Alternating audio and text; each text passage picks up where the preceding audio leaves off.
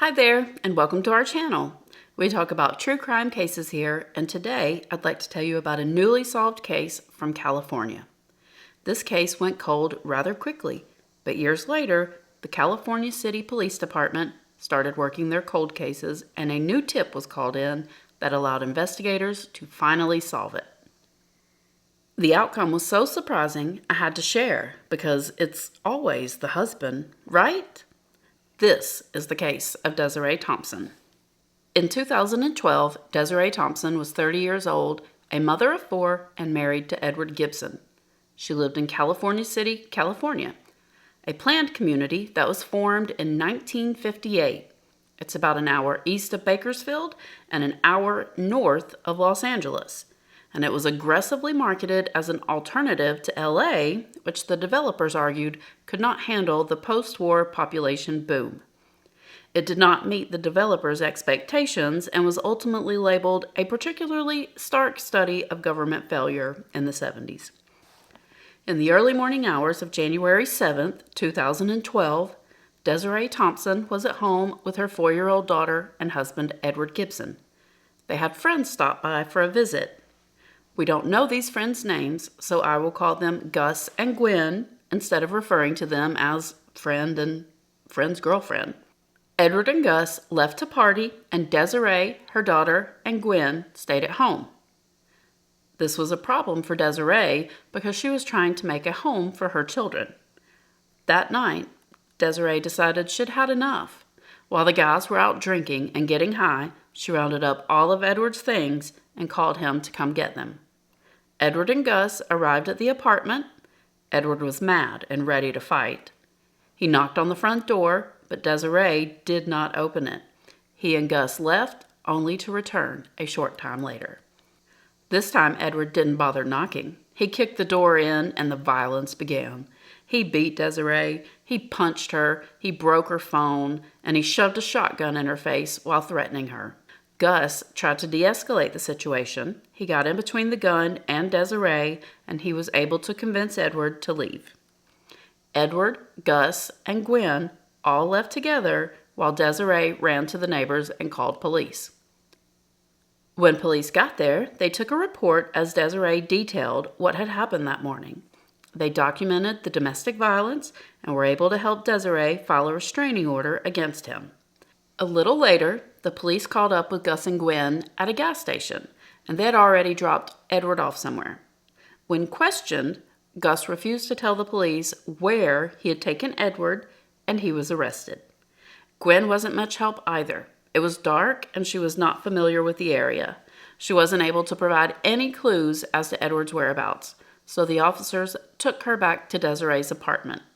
Around 10 or 11 a.m., Cherie, Desiree's mother, got worried when she couldn't reach Desiree, so she drove over.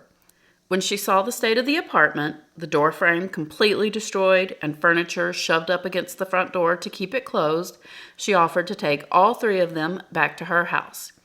Desiree and Gwen declined. They wanted to stay in the apartment. Cherie took her granddaughter home with her while the other two stayed behind so they could process the morning's events and try to restore some order in the apartment.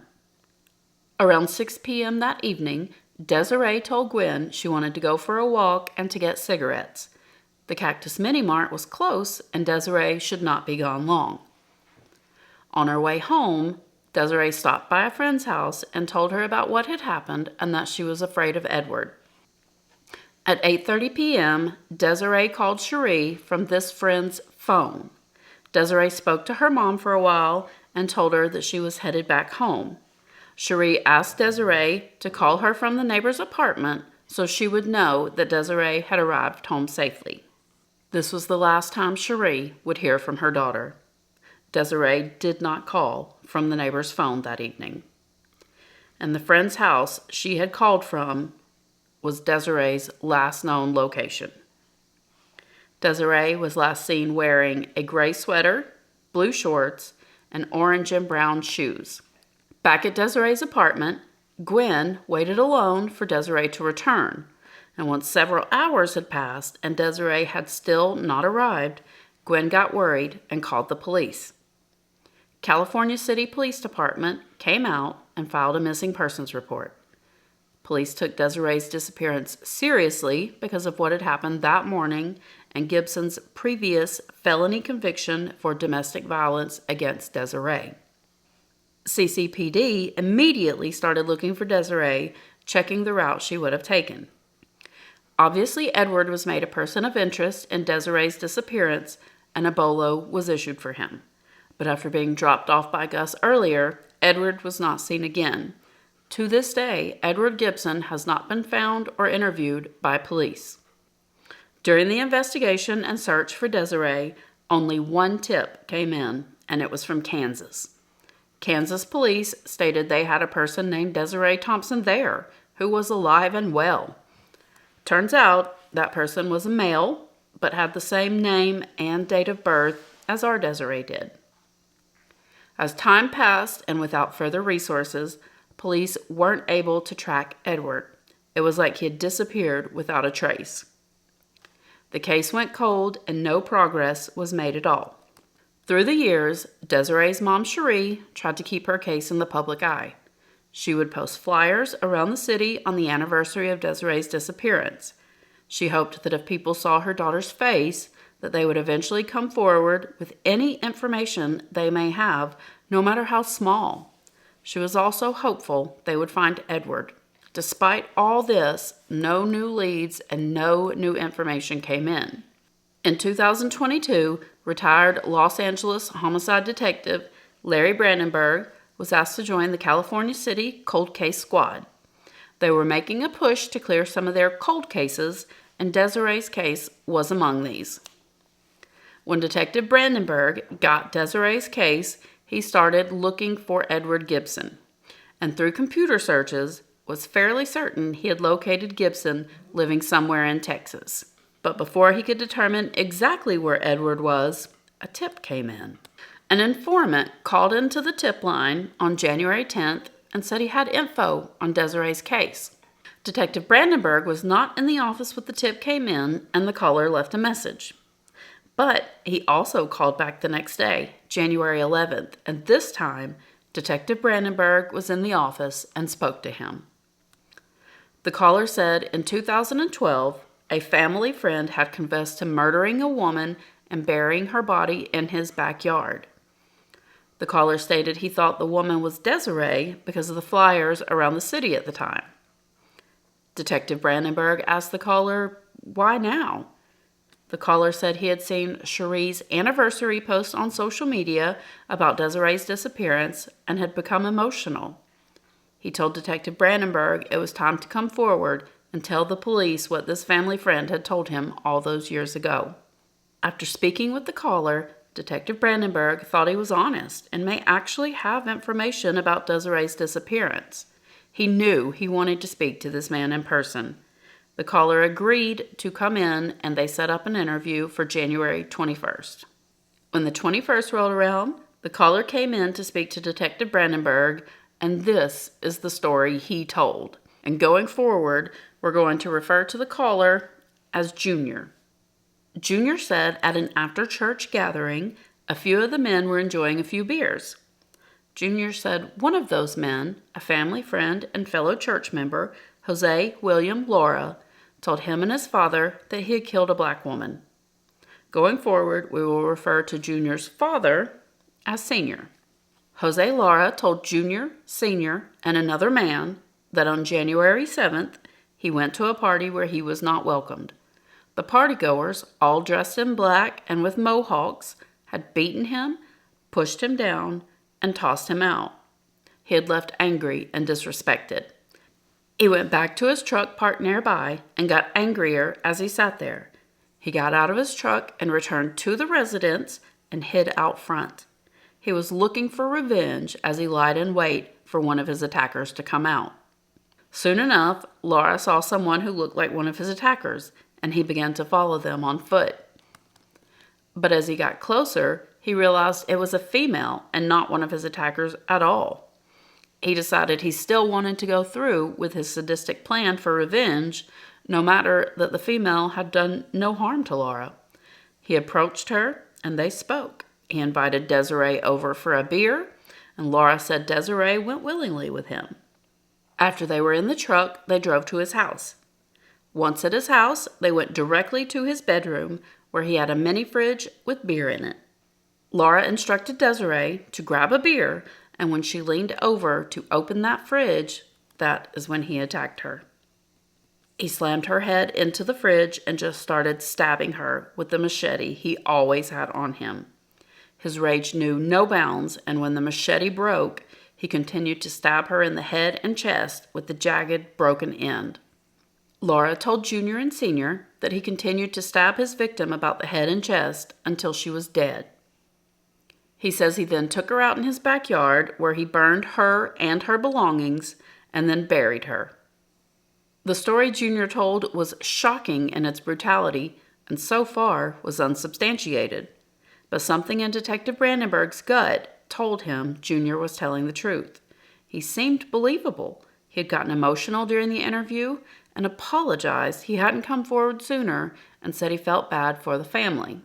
Junior signed a sworn statement, and before they parted ways, Detective Brandenburg asked Junior if he was still in contact with Laura, who reportedly still lived in the area. Junior said he didn't talk to him anymore, but he sees him walking his dog every now and then. After that interview, Detective Brandenburg calls Senior, who Junior had stated was also present for Laura's drunken confession. Senior corroborated everything Junior had said, and he told Detective Brandenburg he had actually written out what Laura had told him that day, and he had also drawn a map that detailed Laura's backyard and where the body was buried. Senior said he delivered those items to the police, but nothing had ever come of it. Detective Brandenburg was unable to find a record of Senior's letter, and the reality was the letter had never even made it to the police station. Senior had mistakenly taken the letter to the post office, which is next door, instead of to the police department. And that seems to be as far as the letter with no postage and no return address had gotten. But to Brandenburg's surprise, Senior told him he had kept a copy of the letter and the map and was able to provide both to him for use in the investigation.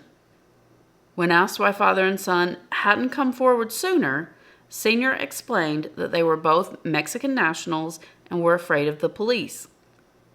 Senior himself had been deported years ago, but he had a family now and had built a life for himself here, and he was afraid to lose it.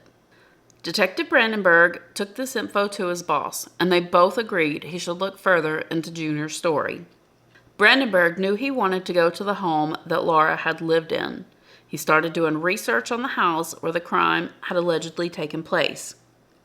Brandenburg found the previous owner, who confirmed he had rented that house to Laura in 2012 at the time of Desiree's disappearance. Detective Brandenburg had said, now we know that this guy did live there at that time in the house where they're saying this happened. Detective Brandenburg went to the house to talk to the new owners, and the occupants allowed him in. He noticed the house and backyard eerily matched the diagram Senior had provided. The occupants of the house were very gracious and allowed him to search the house and property. Detective Brandenburg invited the FBI team out of Sacramento to help with the search of the backyard, as they are more experienced at gathering evidence from these types of crime scenes.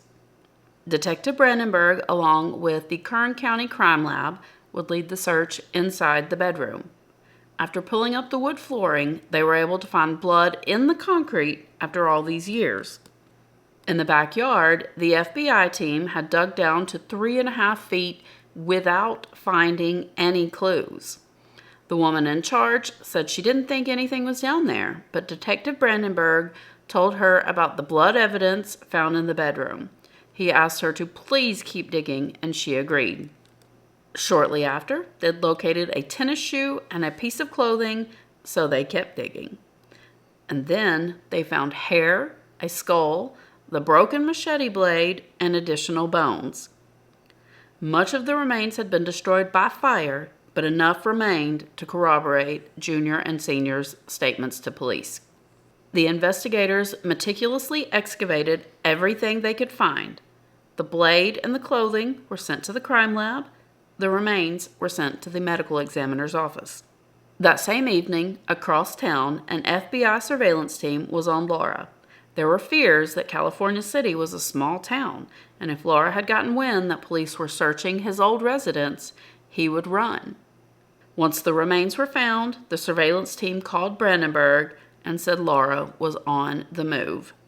Detective Brandenburg felt he had enough evidence to arrest him, so he instructed the team to place him in custody.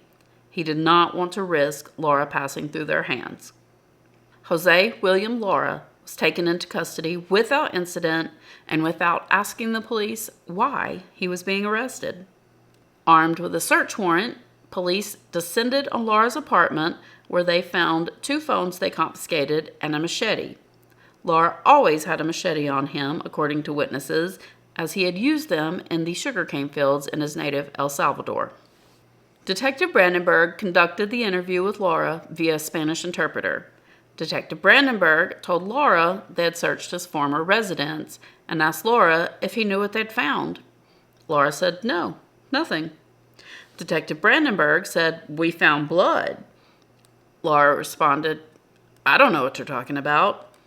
Detective Brandenburg stated, "We found remains in the backyard." At this time, Laura dropped all pretense of a polite, gentle, elderly man and told Brandenburg, "If you've got a case, bring it." Brandenburg presented his case to the district attorney. The DA was hesitant to file charges due to the body found had not been identified at that time. Brandenburg was able to convince the DA he could file the charges listing the body as a Jane Doe or a John Doe, and if it's found to be Desiree, the charges could be upgraded at that time. Thankfully, the DA did agree to file the charges. Jose William Laura pled not guilty. Any doubts that the body found was Desiree's was quickly put to rest as the DNA test confirmed it was her.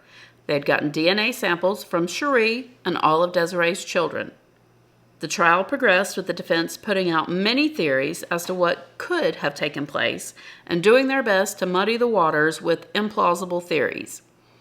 And ultimately, it took the jurors a mere 3 hours to return their verdict.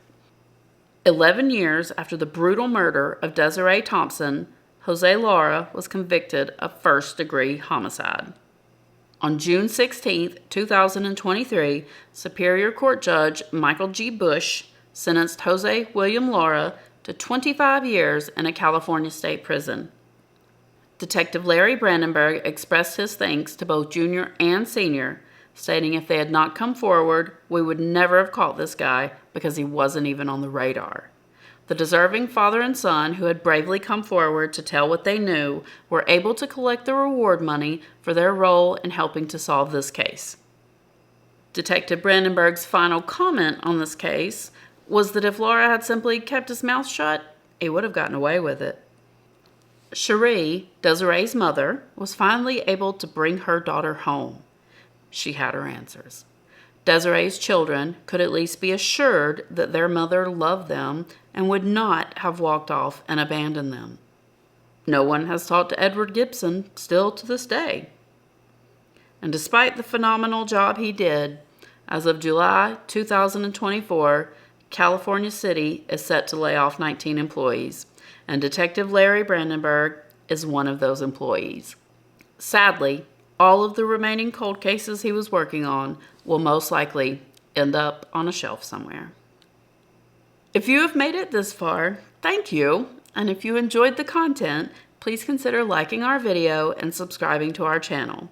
We plan to upload every 2 weeks and will mainly focus on solved true crime cases and stories, and we hope you join us for our next video.